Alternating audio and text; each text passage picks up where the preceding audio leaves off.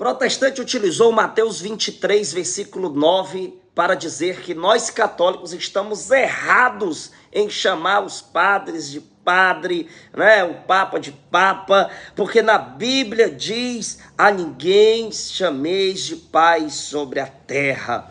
Ele usou de forma distorcida um versículo bíblico que está aqui, em Mateus, capítulo de número 23, versículo de número 9. Senhores, eu preciso ter muita paciência, senhores e senhoras, eu preciso ter muita paciência com os comentários dos protestantes, mas eu tenho que vir aqui ensinar os protestantes a lerem a palavra de Deus, né?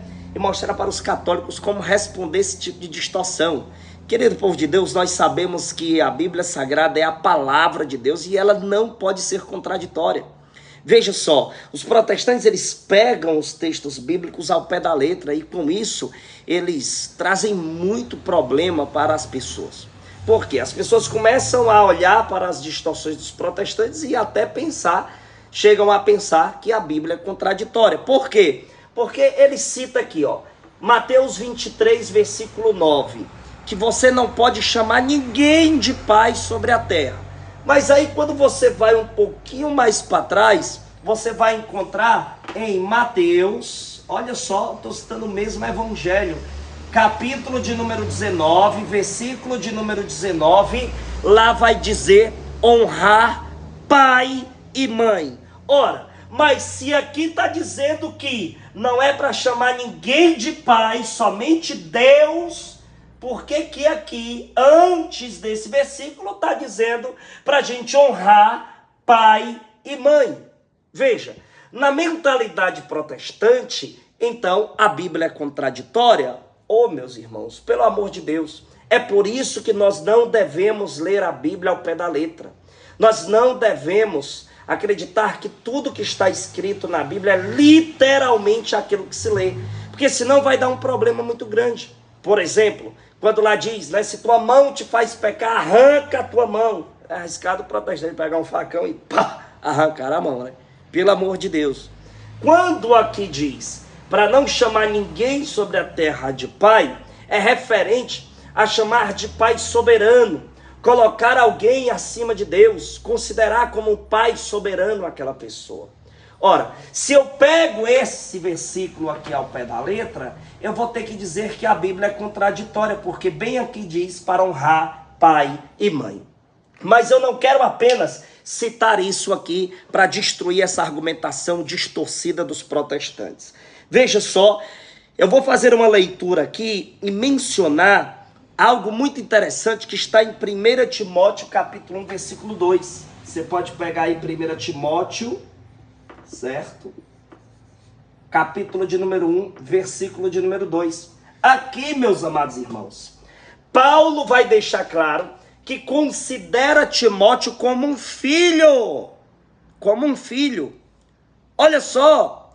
Então, Timóteo tinha Paulo como um pai, né? Mas segundo o protestante que veio aqui nas minhas redes sociais, você pode até pausar o vídeo, eu vou tentar pegar o print aqui e colocar aqui, para você ver o comentário dele, que inclusive eu dei uma resposta dizendo assim, com um pouco, lógico, de humor, um pouco de brincadeira ali, eu perguntei para ele, querido, como é que você chama o homem que teve relação sexual com sua mãe para você nascer? Já que você está pegando ao pé da letra, que não pode chamar ninguém de pai, somente Deus, como é que tu chama então um homem que teve relações sexuais com a sua mãe para você poder nascer? Como é que você chama ele, né? Então veja como a mentalidade protestante ela é corrompida, meus irmãos. Como é perigoso a sola escritura. O livre exame das Sagradas Escrituras dá nisso. Dá esse tipo de situação. E aqui em 1 Timóteo, capítulo 1, versículo 2, vai mostrar claramente que Paulo, ele tem Timóteo como um filho. E Timóteo tem Paulo como um pai. Veja só que interessante, né? Segundo, então, a interpretação desse protestante que veio aqui, Paulo, então, está cometendo um pecado gravíssimo aqui, né? Cometendo um erro gravíssimo. Mas eu vou dizer para esse protestante, você não sabe nem ser protestante. Porque eu vou ler para você aqui agora um estudo que, inclusive, está em um dos sites protestantes. Olha só o que diz aqui, ó. Interessante mencionar que o pai de Timóteo era grego, evidentemente descrente, mas a mãe e a avó eram pessoas de fé. Paulo deu crédito a estas duas mulheres quando falou da sinceridade da fé do jovem. 2 Timóteo, capítulo 1, versículo 5. Quando Paulo ouviu o bom testemunho sobre Timóteo, dos cristãos da região, ele pediu que o rapaz o acompanhasse no resto da viagem. Timóteo se tornou auxiliar de Paulo durante o resto da vida do apóstolo e foi visto como filho na fé.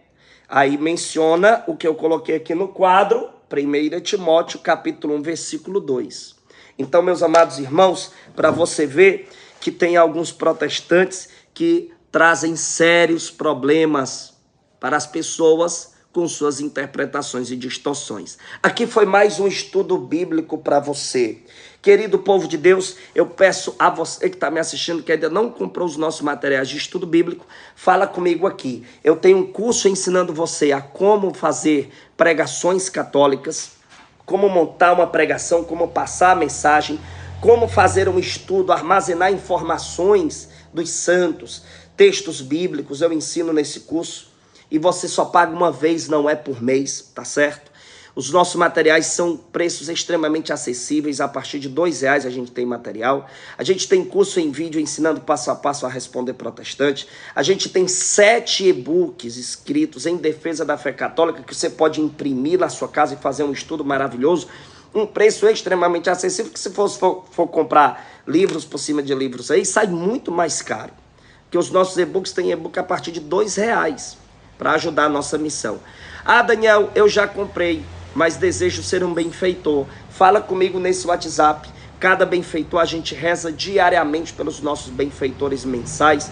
Você que deseja fazer o seu cadastro para ser benfeitor, doando por mês, R$2, 5, 10, 1000, não importa. O que Deus tocar no seu coração, fala comigo nesse WhatsApp aqui e eu serei o seu intercessor, assim como eu intercedo por todos, lógico, mas de forma muito especial, de madrugada, eu rezo por cada um dos meus colaboradores para que eu possa continuar fazendo os trabalhos de entrega de cestas básicas e visitando casas. Que Deus abençoe e até a próxima e compartilha.